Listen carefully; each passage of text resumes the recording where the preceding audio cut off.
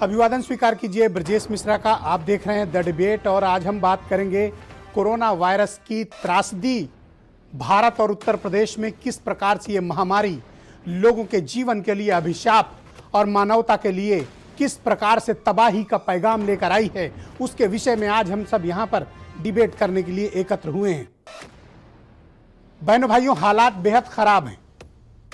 मैं उम्मीद कर रहा था कि इस सप्ताह के प्रारंभ में स्थितियां कुछ बदलेंगी, शायद कुछ सुधार होगा, लेकिन यह सुधार सिर्फ सरकारी आंकड़ों तक सीमित है। सरकार के ये आंकड़े कहते हैं कि हालात सुधर रहे हैं, लेकिन जमीन पर हालात पहले से कहीं अधिक खराब हैं। बदइंतजामी पहले से कहीं अधिक ज्यादा है। स्वास्थ्य व्यवस्थाओं का ढह जाना पहले से कहीं ज्यादा अधिक खतरनाक हालात में पहुंच चुका है। एक महीने के बाद भी उत्तर प्रदेश में हम ऑक्सीजन की सप्लाई लाइन सामान्य नहीं कर पाए हैं। यह शासन तंत्र की अब तक की सबसे बड़ी विफलता है, जो अपने राज्य के नागरिकों के लिए बेहतर स्वास्थ्य सुविधाएं तो छोड़िए, ऑक्सीजन जैसी बेसिक आवश्यकता की पूर्ति भी कर पाने में सक्षम नहीं है। एक दिन, 2 दिन, 3 दिन, 4 दिन, हफ्ता भर सिर्फ वायदे होते रहे, आश्वासन दिया जाता रहा, बताया जाता है कि रेलगाड़ियों में भरकर ऑक्सीजन टैंकर मंगाए जा रहे हैं, लेकिन वो सब कुछ नाकाफी है। जितना मंगाया जा रहा है वो हमारी आवश्यकता के मुताबिक बहुत ही कम है। बड़े शहरों से लेकर ग्रामीण क्षेत्रों तक, छोटे शहरों तक, दूर दराज के जनपदों तक ऑक्सीजन का संकट गहराता जा रहा है, भयानक और जानलेवा होता जा रहा है। लोग कोरोना से कम, ऑक्सीजन की किल्लत से ज्यादा मर रहे हैं। यह बात मैंने पिछले सप्ताह भी उठाई थी, उसके पूर्व के सप्ताह में भी कही थी, और आज मैं फिर यह कहने के लिए मजबूर हूं कि लोग कोरोना से कम मर रहे हैं उत्तर प्रदेश में, ऑक्सीजन की कमी से ज्यादा मर रहे हैं, दवाओं के अभाव में ज्यादा मर रहे हैं, आईसीयू बेड्स न होने की वजह से ज्यादा मर रहे हैं, सामान्य बेड्स तक उपलब्ध न हो पाने के कारण ज्यादा मर रहे हैं, मरीजों की देखभाल नहीं हो रही है जो किसी तरह अस्पतालों में जगह पा रहे हैं, इस वजह से ज्यादा मृत्यु हो रही है। ये वो लोग हैं जो मर रहे हैं जिन्हें हम बचा सकते थे, लेकिन हमने इनको मरने के लिए छोड़ दिया है। ऐसा प्रतीत होता है कि मानवीय संवेदनाएं खत्म हो गई हैं। शासन तंत्र में बैठे लोग ऑक्सीजन से ज्यादा ओम शांति पहुंचाने में ज्यादा यकीन रख रहे हैं। ऑक्सीजन आपको मिले ना मिले, अगर कोई बड़ा व्यक्ति मरता है तो ओम शांति जरूर मिलेगी, इसकी गारंटी है, और वो भी तत्काल से पहले। मुझे हैरान करती है ये बात कि आपको कोविड की दूसरी लहर से निपटने के लिए कितना वक्त चाहिए था। आपके पास ना तो समय का अभाव था, ना आपके पास संसाधन की कोई कमी, हठधर्मिता, विजन का अभाव, पॉलिसी पैरालाइज और सही टीम का अभाव, नेतृत्व की विफलता, यह स्पष्ट परिलक्षित करती है कि उत्तर प्रदेश में कोविड की जंग से हम बुरी तरह हारे ही नहीं, बल्कि हम अपने लोगों की मौतों के जिम्मेदार हैं। उन लोगों की मौतों के जिम्मेदार जिन्हें हम बचा सकते थे। परिवार के परिवार तबाह होने से हम बचा सकते थे, लोगों को अनाथ होने से हम बचा सकते थे, अपनी बहनों को विधवा होने से हम बचा सकते थे, लोगों के सर से साया उठने से हम रोक सकते थे, लेकिन हम उसमें कामयाब नहीं हुए। हमने प्रयास भी नहीं किया। हमने इंस्पेक्टर राज लगाया। भर्ती चाहिए, लेटर लाओ, ऑक्सीजन चाहिए, आज भी लेटर लाओ, शमशान में जलाना है, लेटर लाओ, टेस्टिंग के लिए आज भी लोगों को गिड़गिड़ाना पड़ता है, टेस्टिंग आपने बाधित कर रखी है।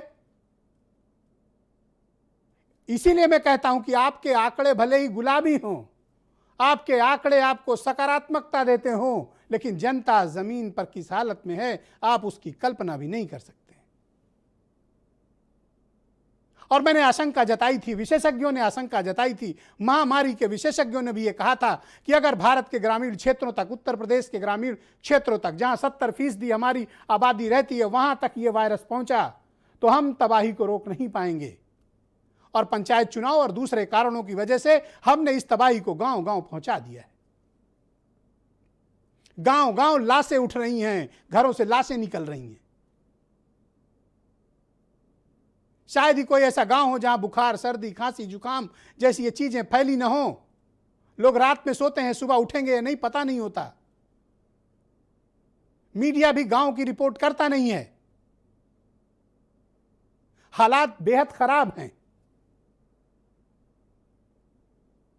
और ऑक्सीजन की किल्लत ने इसमें कोड़ में खाच का काम किया। जहां लोगों की अकारण मृत्यु हो रही है, अकाल मृत्यु हो रही है, जिन्हें हम बचा सकते थे उनकी तड़प तड़प कर एक एक सांस के लिए मौत हो रही है। मैं वो दृश्य भूल नहीं पा रहा हूं बहराइच की अपनी उस बहन का, जो वहां के मेडिकल कॉलेज में अपनी मां को इलाज कराने के लिए लेकर गई। उसकी मां की सांस उखड़ रही थी, टूट रही थी, ऑक्सीजन नसीब नहीं हुई उस बच्ची की मां को। घबराहट में उस बच्ची ने अपने मुंह से अपनी मां को सांस देने की कोशिश की। आप बेबसी का स्तर समझ सकते हैं, आप लाचारी का स्तर समझ सकते हैं, आप बच्चों की घबराहट का स्तर समझ सकते हैं। अगर आप संवेदनशील व्यक्ति होंगे तो निश्चित समझ पाएंगे, उस कष्ट को महसूस कर पाएंगे कि वो अपार कष्ट क्या होता है जब आपकी आंख के सामने आपके माँ बाप, आपके घर के लोग दम तोड़ रहे हों। आप उसकी कल्पना नहीं कर सकते। यह दृश्य भारत के लिए कलंक है, उत्तर प्रदेश और देश की सरकार के लिए यह दृश्य कलंक है। आप देखिए बच्ची किस प्रकार से प्रयास कर रही है अपनी मां को बचाने के लिए, और आपने तमाशा करने के लिए मेडिकल कॉलेज खोला है। बंद कर दीजिए ये मेडिकल कॉलेज, गिरा दीजिए जेसीबी से इस अस्पताल की बिल्डिंग, जहां आप एक ऑक्सीजन सिलेंडर तक नहीं दे पाए एक मरीज को। उसकी मां तड़प तड़प कर उसी अस्पताल में मर गई, मुंह से सांस देनी पड़ रही है। इस हालत में हमने उत्तर प्रदेश को पहुंचा दिया है। आप कहते हैं कि व्यवस्था बहुत अच्छी है, ऑक्सीजन की कमी नहीं है, दवाओं की कमी नहीं है, बेड की कमी नहीं है। तो ये कौन लोग हैं जो मर रहे हैं? ये क्या किसी दूसरे देश के नागरिक हैं, या क्या किसी दुश्मन देश के लोग हैं कि इन्हें हमें ऑक्सीजन नहीं देना है? ये कौन लोग हैं? ये आम जनता है, ये उत्तर प्रदेश की हमारी बहनें, हमारी माएँ हैं, हमारे भाई हैं, हमारे रिश्तेदार हैं, जो तड़प तड़प कर एक एक सांस के लिए मर रहे हैं, एक एक सांस के लिए घुट घुट कर अपनी जान दे रहे हैं। एक एक सांस का संघर्ष उत्तर प्रदेश के भीतर चल रहा है। बयानों के जरिए, प्रेस नोट के जरिए, टीवी पर बयान दे देने से, वीडियो स्टेटमेंट जारी कर देने से ऑक्सीजन नहीं आती है। ऑक्सीजन सिलेंडरों के जरिए आती है, जो नाक तक पहुंचती है, मुंह तक पहुंचती है, जो शरीर में जाती है। आपके बयानों की ऑक्सीजन से कोई जिंदा नहीं हो जाएगा। इन बच्चियों की सर से जो मां का साया उठा है वो लौट कर नहीं आ सकता है। आप गुनहगार हैं इन बच्चियों के, इन बेटियों के गुनहगार हैं आप, कि इनकी मां को आप ऑक्सीजन तक उपलब्ध नहीं करा पाए। इसी उत्तर प्रदेश के बहराइच में इस मां ने किस प्रकार दम तोड़ा है। बहनों भाइयों, यह तस्वीर भारत में सदियों तक भुलाई नहीं जा सकती। आपको आगरा की भी वो तस्वीर याद होगी, जहां एक बेबस पत्नी अपने पति को बचाने के लिए अपने मुंह से सांस दे रही थी। ये इसी उत्तर प्रदेश में हुआ है। आप भूल कैसे गए? मेरे तो रोंगटे खड़े हो जाते हैं, मुझे तो गम में डूब जाता हूं जब इस प्रकार की तस्वीर देखता हूं, दिल दहलता है मेरा। पर आप कितने पत्थर दिल और मजबूत लोग हैं कि आपको फर्क नहीं पड़ता है। यह सिस्टम का फेल्योर नहीं है, यह सरकार की विफलता है, सरकार में बैठे लोगों की विफलता है ये, कि वो अपने राज्य के नागरिकों को ऑक्सीजन नहीं दे पा रहे हैं, बेड उपलब्ध नहीं करा पा रहे हैं।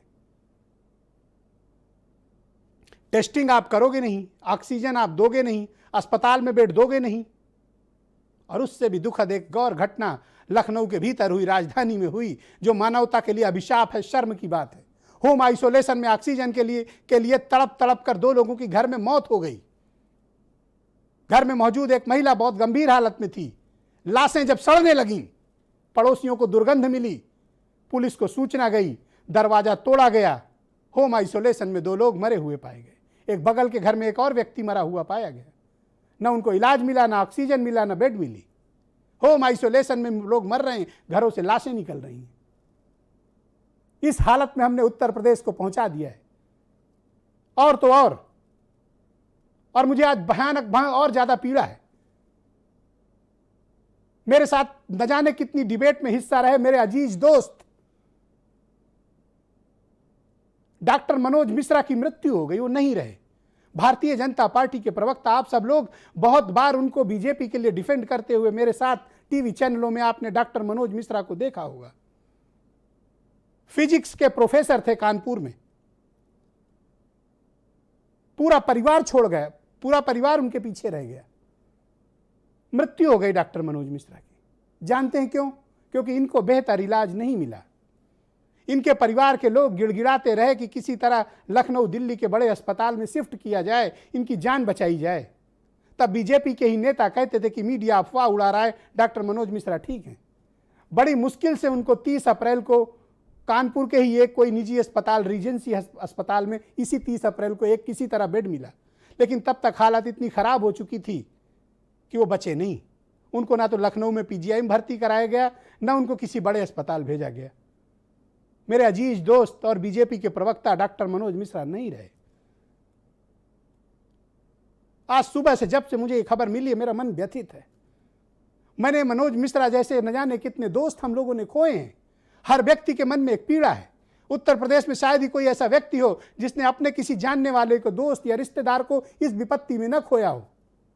सरकारी आंकड़े 200-250 मृत्यु कहते हैं, हकीकत इससे कहीं विपरीत है। बहनों भाइयों, कोरोना की विभीषिका देखना हो तो आप अस्पताल मत जाइए, शमशान घाट, कब्रिस्तान चले जाइए, आपको दिखेगा कि क्या हो रहा है ग्राउंड पे। इस हालात में उत्तर प्रदेश को जिन लोगों ने पहुंचाया उनसे सवाल किया जाना चाहिए। आपने कहा था कि लखनऊ के भीतर हम 4000 आईसीयू बेड देंगे। मैं जानना चाहता हूं कि 1 महीने बीत गए, वो 4000 आईसीयू बेड कहां हैं? मैं जानना चाहता हूं कि आपने कहा था कि केजीएमसी के भीतर हम 4500 बेड देंगे, आज सिर्फ 800 बेड वहां पर चालू हो पाई हैं, बाकी 3500 बेड कहां हैं? मैं जानना चाहता हूं आपसे। आज बताया जाए कि 16 अप्रैल से चल रही कवायद के बाद आज तक डीआरडीओ के अस्पताल लखनऊ में शुरू क्यों नहीं हो पाए? हम कोई अस्पतालों की वैकल्पिक व्यवस्था जिलों में क्यों नहीं कर पाए? वाराणसी से लेकर गाजियाबाद तक, बांदा से लेकर बहराइच तक, आगरा से लेकर बरेली तक, क्यों? इस हालत में उत्तर प्रदेश को जिन लोगों ने भेजा है, हमें उनसे सवाल करना चाहिए। 1 महीने का वक्त कोई थोड़ा नहीं होता है। 30 दिन में आप व्यवस्था को सामान्य भी नहीं कर पाए हैं और आंकड़ों में फर्जीवाड़ा करके आप उसको सकारात्मकता दिखाने की कोशिश, यह शायद इससे बड़ा क्रूर मजाक जनता के साथ और कोई नहीं हो सकता है। मन बहुत ही व्यथित और विचलित है। यह लगता है कि क्या हो गया है इंसानियत को, क्या हो गया है मानवता को, क्या हो गया है हमारे डेमोक्रेसी को, क्या हो गया है हमारे शासन तंत्र को, क्या हो गया है हमारे हाकिमों को, और क्या हो गया है हमारे हुक्मरानों को कि जिन्हें जनता के आंसू दिखते नहीं है, जिन्हें लोगों की तकलीफ से कोई वास्ता नहीं है, जिन्हें हर बात पर सिर्फ चुनाव और राजनीति करनी है। एक इलेक्शन खत्म, दूसरा इलेक्शन शुरू।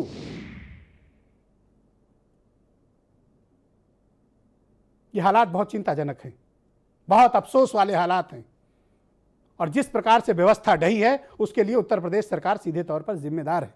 और जिम्मेदार लोगों से हमें इसके बारे में सवाल करना चाहिए कि हमारे प्रदेश के नागरिकों का क्या कसूर है, उन्होंने आपको क्या नहीं दिया, उसके बावजूद आपने उनको इस हाल में कैसे पहुंचा दिया, इस पर सवाल किए जाने चाहिए।